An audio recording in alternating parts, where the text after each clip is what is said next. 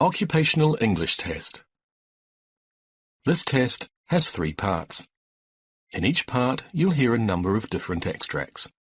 At the start of each extract, you'll hear this sound. You'll have time to read the questions before you hear each extract, and you'll hear each extract once only. Complete your answers as you listen. At the end of the test, you'll have 2 minutes to check your answers. Part A. In this part of the test, you'll hear 2 different extracts. In each extract, a health professional is talking to a patient. For questions 1 to 24, complete the notes with information you hear. Now look at the notes for Extract 1. Extract 1. Questions 1 to 12. For questions 1 to 12, complete the notes with a word or short phrase. You now have 30 seconds to look at the notes.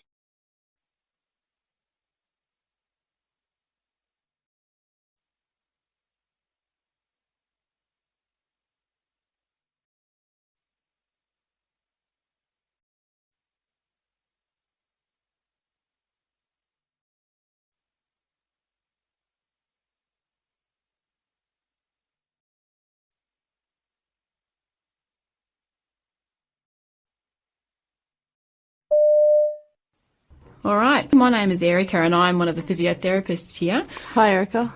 How can I help you today? I've been getting a pain in my lower back on the left side, around my hip and through the bum cheek area, when I'm running especially. Okay, that's not sounding terribly comfortable at all. How long has this been going on for? It's something I've had on and off for years, and it started off as just a kind of dull pain, a bit of an ache, and now it really feels like it's spasming or something. It hurts even when I put weight on my left leg. Usually I feel it start, and if I kind of lie on a tennis ball and massage through the muscle, it goes away.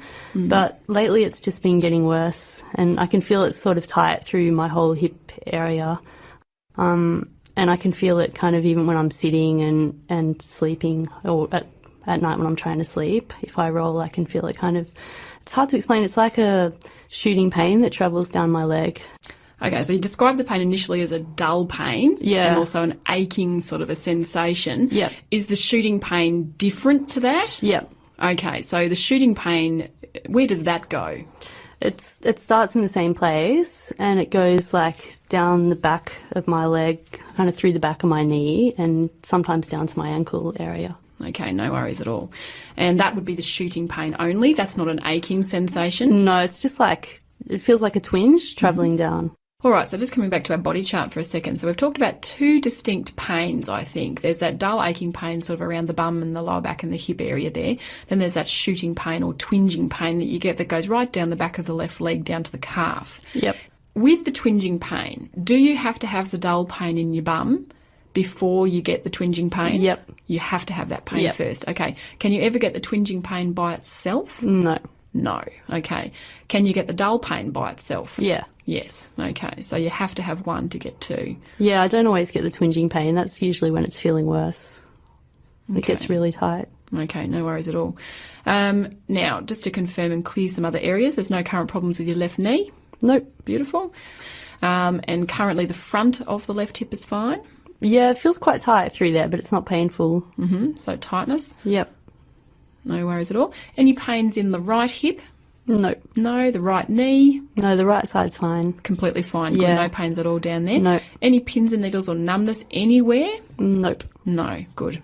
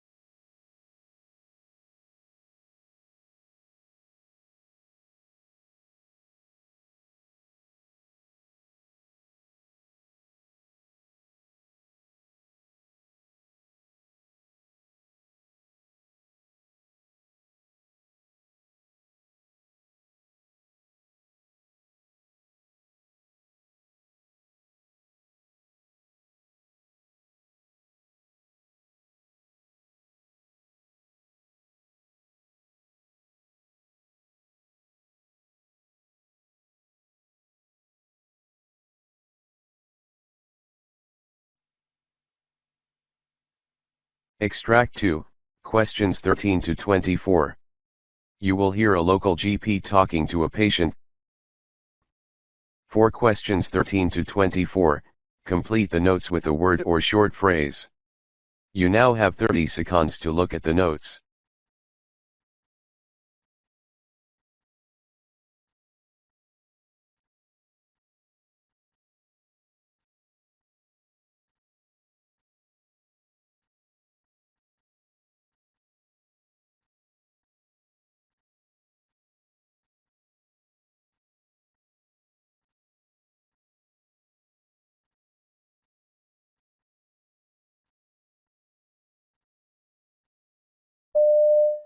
Good morning, Paul. How are you doing today?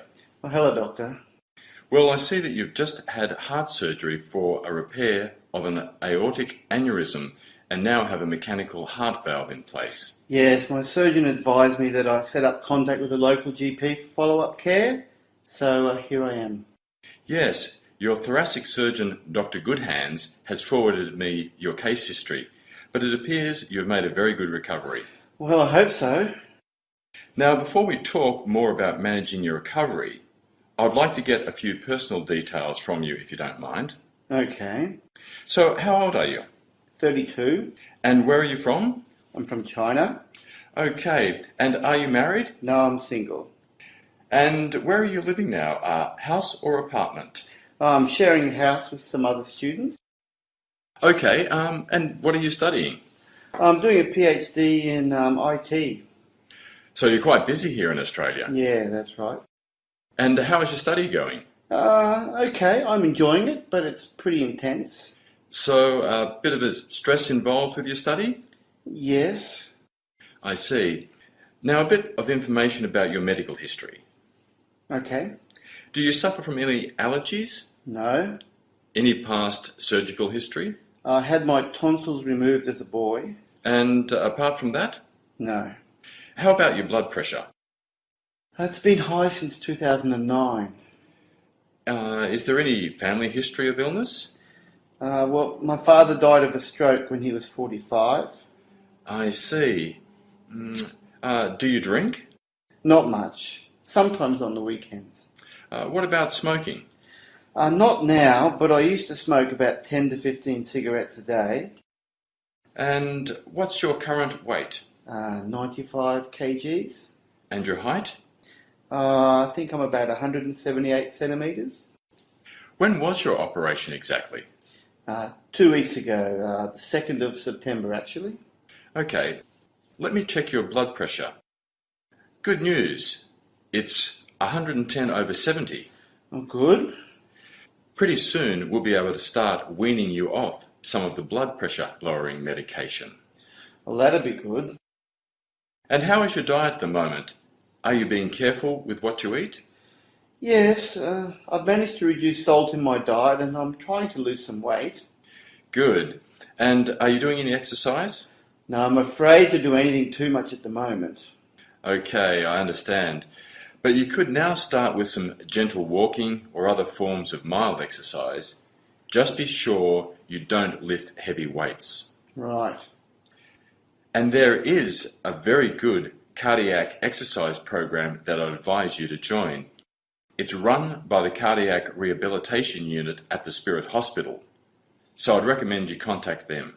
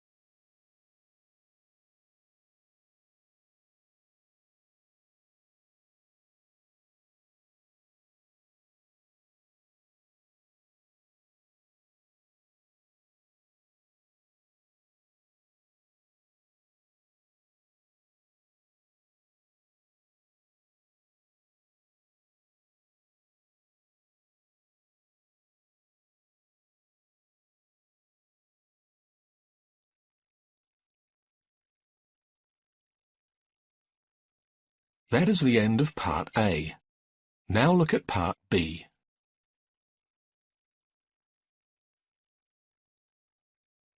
Part B. In this part of the test, you'll hear 6 different extracts. In each extract, you'll hear people talking in a different healthcare setting. For questions 25 to 30, choose the answer A, B, or C, which fits best according to what you hear. You'll have time to read each question before you listen. Complete your answers as you listen. Now look at question 25. Now read the question.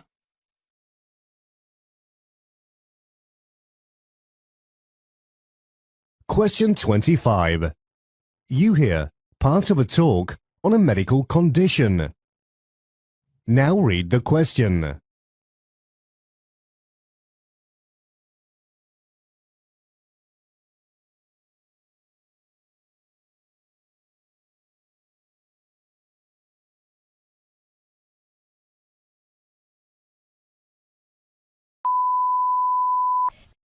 Autonomic dysfunction can be caused by a myriad of the following factors, and more than one can concur even in the same patient. Degenerative neurologic diseases such as Parkinson's disease, multiple system atrophy, and pure autonomic failure presenting or suffering from orthostatic hypertension and fixed heart rate responses, etc. An immune-mediated attack, either idiopathic or paraneoplastic, can be a source of focal or generalized autonomic dysfunction, as in Guillain-Barré syndrome or an autoimmune autonomic ganglionopathy. Metabolic and toxic damage, as in diabetes mellitus, amyloidosis, and Fabry disease. Genetic disorders, like in dopamine beta hydroxylase deficiency and familial dysautonomia. Abnormal reflex responses in carotid sinus hypersensitivity, vasovagal syncope, and other neuromediated syncopes, and probably in postural tachycardia syndrome, POTS. Abnormal sweating responses, as in generalized or focal hyperhidrosis, related to an excessive activation. Traumatic or tumoral spinal cord injuries at different levels and presenting with the so-called autonomic dysreflexia.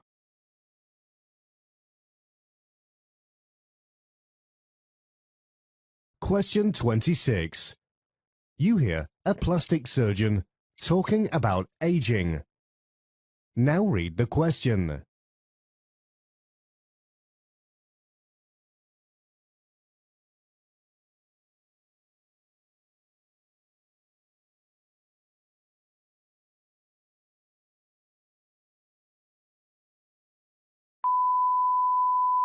Aging is characteristic to all living organisms, and humans often regard it with some level of fear and trepidation. The thought of losing smooth, clear, and bright skin in exchange for folds and wrinkles seems enough to put a damper on many a spirit.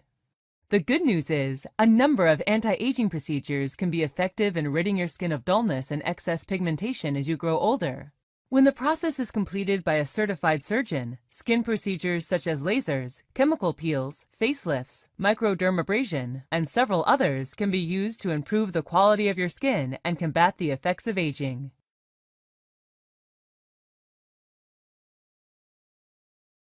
Question 27. You hear a nurse talking to a patient about eczema.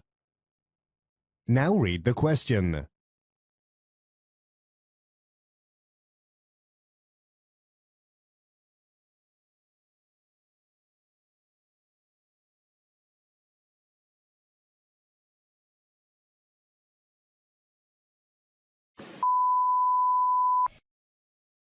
Yeah, I've brought my son in, and he has been scratching and has eczema on his hands and his arms, and it's been going on for a while now. I just don't know what to do.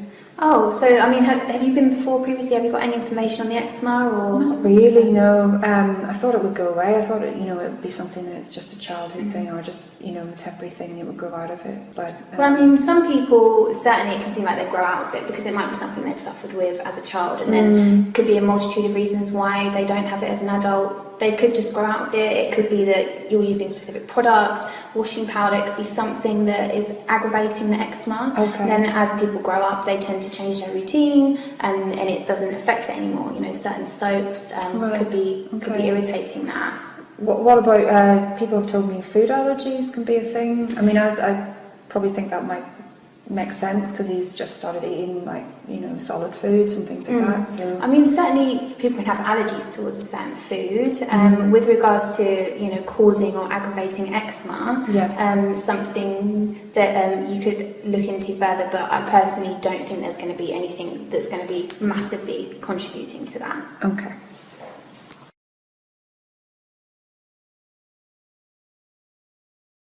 Question 28. You hear discussion of a news article. Now read the question.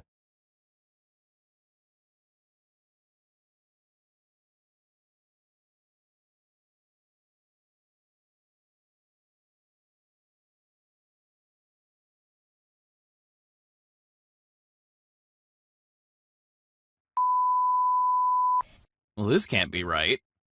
Monkeypox? What's that? This article says that it's rare disease caused by the monkeypox virus.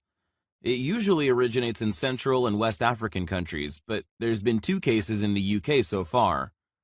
The article says that it spreads after close contact with infected people, and that the symptoms are usually fever, headache, muscle ache, backache, chills, fatigue, and swollen lymph nodes. Plus, a rash can develop that covers the sufferer's face and other parts of the body. It looks like they've contained the disease in the UK, and the 2 people who've got the disease aren't linked to one another, but both of them have recently been on trips to West Africa. Thankfully, transmission from infected people to the general population is extremely unlikely, and the 2 patients are getting the best care from some of the best tropical disease specialists in the world.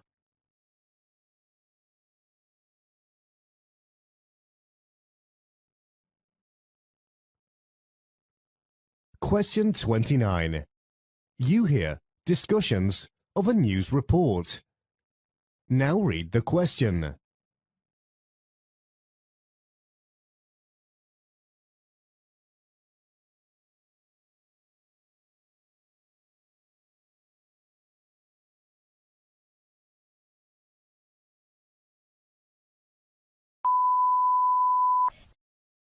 This news article has to be a joke. A local school that asked parents to respect the rights of others who do not want to vaccinate their children is now struggling to manage a severe chickenpox outbreak. An estimated 80 pupils have been diagnosed with the infectious disease within the last fortnight after the condition was contracted by an unvaccinated 9-year-old student. Those with the condition make up a quarter of the entire school, whose records showed that only 73.2% of pupils had been vaccinated against chickenpox, compared with a national figure of 92.1%. I can't believe this could happen, considering the fact that the government in Victoria have introduced the no jab, no play policy. That was supposed to mean that all children enrolling in preschools and nurseries had to have up-to-date vaccinations or pre-approved exemption. They really should have made it mandatory for primary and secondary schools too.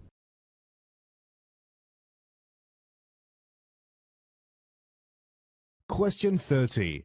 You hear part of a GP consultation. Now read the question.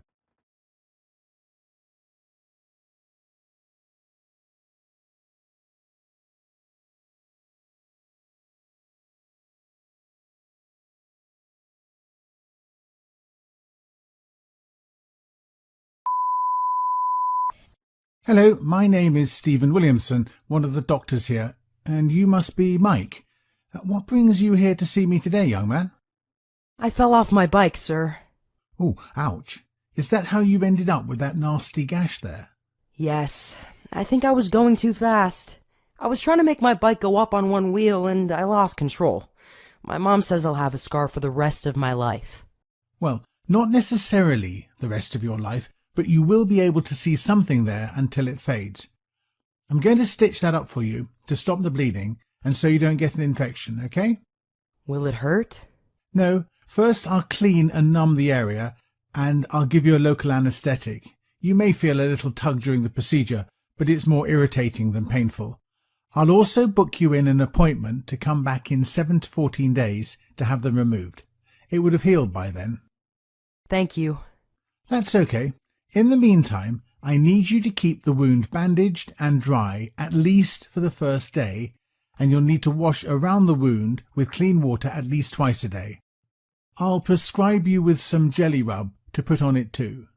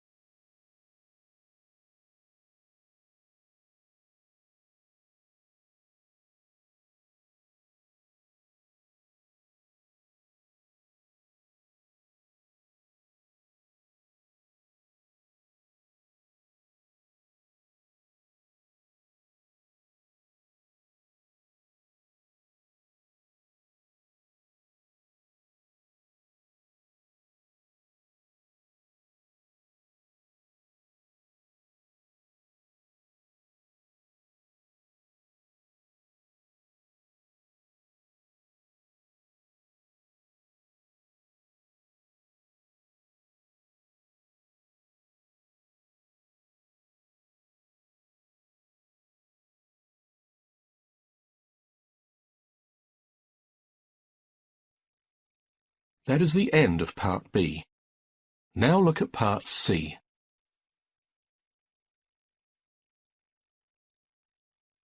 Part C. In this part of the test, you'll hear two different extracts. In each extract, you'll hear health professionals talking about aspects of their work. For questions 31 to 42, choose the answer A, B, or C, which fits best according to what you hear. Complete your answers as you listen. Now look at Extract 1. Extract 1, questions 31 to 36. You hear a doctor, Courtney Stanton, delivering a presentation on atherosclerosis. You now have 90 seconds to read questions 31 to 36.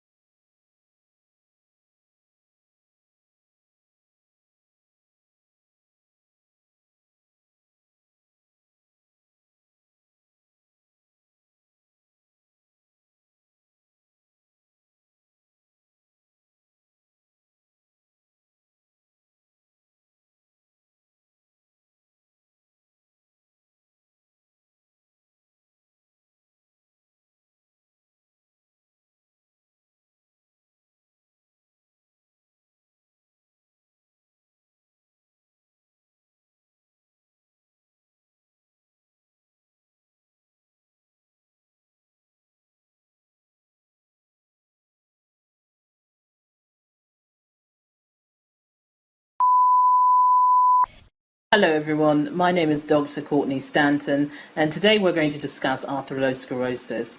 This is a disease in which plaque builds up inside your arteries, the blood vessels that carry oxygen-rich blood to your heart and other parts of your body. Plaque is made up of fat, cholesterol, calcium, and other substances found in the blood. Over time, plaque hardens and narrows your arteries. This limits the flow of oxygen-rich blood to your organs and other parts of your body. Atherosclerosis can lead to serious problems including heart attack, stroke, or even death. The exact cause of the condition isn't known, however studies show that it is a slow, complex disease that may start in childhood. It develops faster as you age. Atherosclerosis may start when certain lifestyle factors damage the inner layers of the arteries. These factors include smoking, high amounts of certain fats and cholesterol in the blood, high blood pressure, high amounts of sugar in the blood due to insulin resistance or diabetes. Plaque may begin to build up where the arteries are damaged. Over time, plaque hardens and narrows the arteries. Eventually, an area of plaque can rupture or break open. When this happens, blood cell fragments, called platelets, stick to the site of the injury. They may clump together to form blood clots. Clots narrow the arteries even more, limiting the flow of oxygen-rich blood to your body.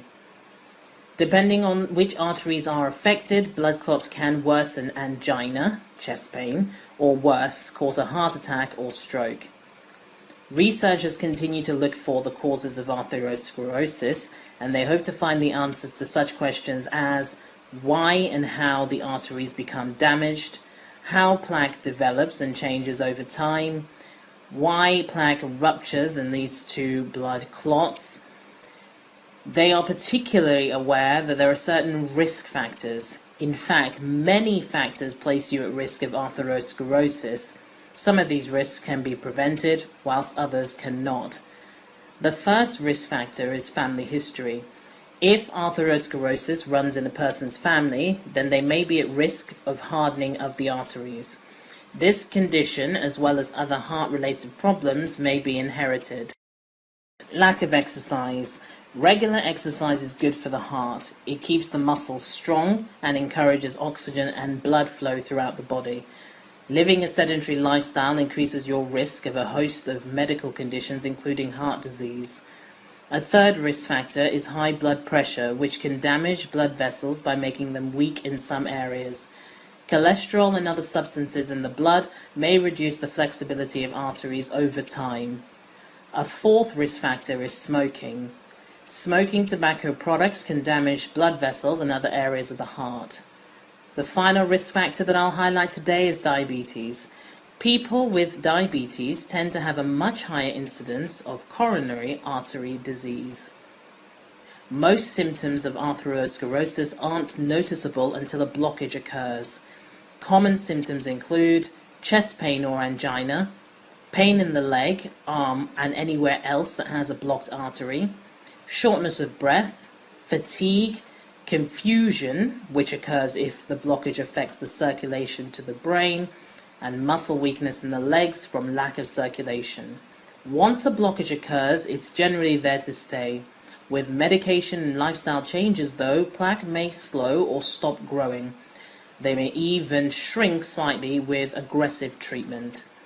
Treatment options include lifestyle changes. Reducing risk factors that lead to atherosclerosis will stop or slow the process. That means a healthy diet, exercise, and no smoking. These changes won't remove blockages, but they are proven to lower the risk of heart attacks and stroke. Medication. Taking drugs for high cholesterol and high blood pressure will slow and may even halt atherosclerosis. They could also lower the risk of heart attack and stroke.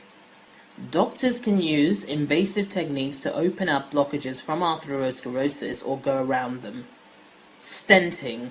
Using a thin tube inserted into an artery in the arm or the leg, doctors can get to diseased arteries. Blockages are visible on a live X-ray screen. Angioplasty and stenting can often open up a blocked artery. Stenting helps to reduce the symptoms, although it does not prevent future heart attacks. Bypass surgery. Surgeons harvest a healthy blood vessel, often from the leg or the chest. They use the healthy vessel to go around the blocked segment. These procedures can have complications. They're usually safe for people with significant symptoms or limitations caused by atherosclerosis.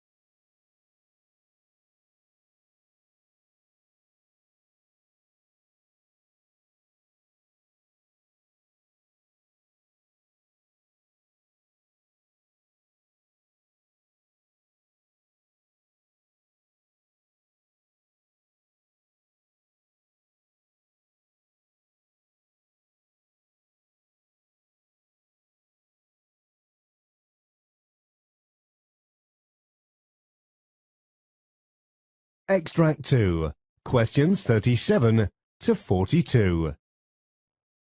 You hear an interview with Dr. Craig Harrisberg talking about avoidant personality disorder. You now have 90 seconds to read questions 37 to 42.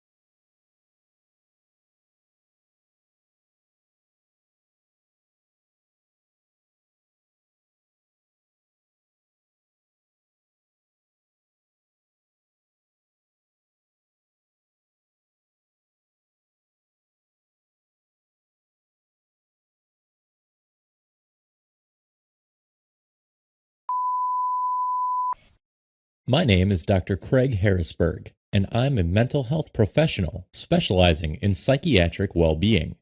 My topic today is personality disorders. People with avoidant personality disorder, or APD, have a lifelong pattern of extreme shyness. They also feel inadequate and are hypersensitive to rejection. APD can cause psychiatric symptoms that create serious problems with relationships and work. If you have APD, you might have difficulty interacting in social and work settings. This is because you may fear any of the following: rejection, disapproval, embarrassment, criticism, getting to know new people, intimate relationships, and ridicule. You may also have trouble believing that people like you. When you're sensitive to rejection and criticism, you may misinterpret neutral comments or actions as negative ones.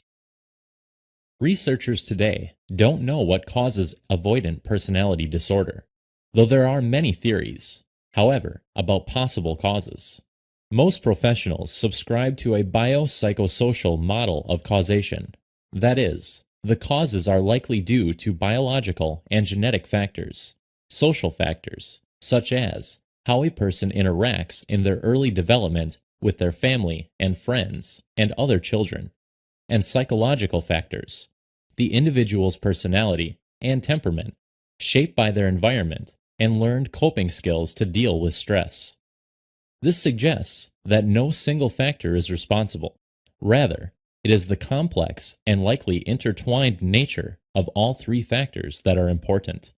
If a person has this personality disorder, research suggests that there is a slightly increased risk for this disorder to be passed down to their children. There is no way to know who will develop APD. People who have the disorder are typically very shy as children. However, not every child who is shy goes on to develop the disorder. Likewise, not every adult who is shy has the disorder. If you have APD, your shyness most likely grew as you got older. It may have gotten to the point that you began avoiding other people and certain situations. Your doctor may refer you to a mental health professional who will ask you questions to determine if you have APD. To be diagnosed with APD, your symptoms must begin no later than early adulthood. You must also show at least 4 of the following characteristics. You avoid work activities that involve contact with others. This is due to fear of criticism, disapproval, or rejection. You're unwilling to get involved with other people unless you're sure they will like you. You hold back in relationships because you're afraid you'll be ridiculed or humiliated. The fear of being criticized or rejected in social situations dominates your thoughts. You hold back or completely avoid social situations because you feel inadequate. You think you're inferior to others, unappealing, and inept. You're unlikely to take part in new activities or to take personal risks because you're afraid of embarrassment. Psychotherapy is the most effective treatment for APD. Your therapist may use psychodynamic psychotherapy or cognitive behavioral therapy. The goal of therapy is to help you identify your unconscious beliefs about yourself and how others see you. It also aims to help you function better socially and at work. Psychodynamic psychotherapy. Psychodynamic therapy is a form of talk therapy. It helps you become aware of your unconscious thoughts. It can help you understand how past experiences influence your current behavior. This allows you to examine and resolve past emotional pains and conflicts. Then you can move forward with a healthier outlook about yourself and how others see you. Psychodynamic psychotherapy produces lasting results with benefits that continue after treatment. Cognitive behavioral therapy. Cognitive behavioral therapy, or CBT, is another form of talk therapy. In CBT, a therapist helps you recognize and replace unhealthy beliefs and thought processes. Your therapist will encourage you to examine and test your thoughts and beliefs to see if they have a factual basis. They'll also help you develop alternative, healthier thoughts. Medication.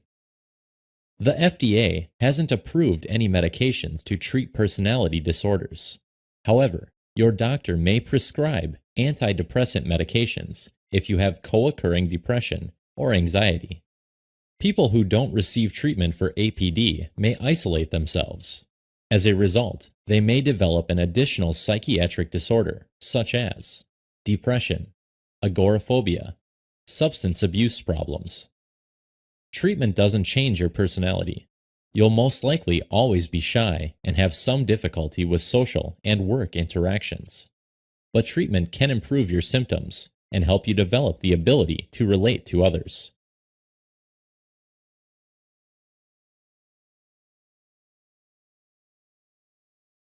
That is the end of Part C. You now have 2 minutes to check your work.